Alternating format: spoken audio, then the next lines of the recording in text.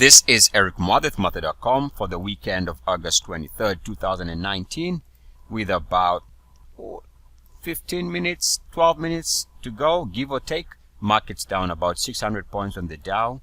Let's take a look at those charts, and pretty much as a follow-up to what I've been discussing over the last couple of days or my last couple of videos, let's begin with the S&P 500. Weekly, of course, what we've been watching here is the weekly chart, and for most of the week, this line was holding.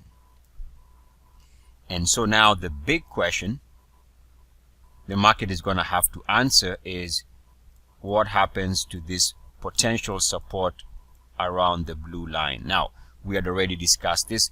We know that a break of this line, especially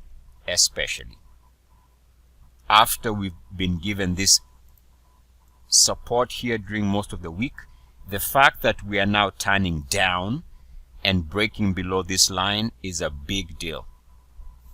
People, it's a big deal. As long as that remains the case and we are trading below that green line, the blue line on the RSI, this is still pointing down. In fact, doesn't look very good.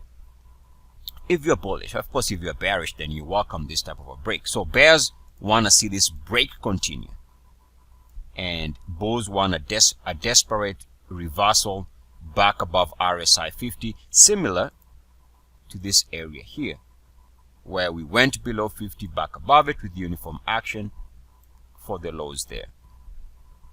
It's a big deal. So whatever happens around here does play a big, factor in determining where we go for the next.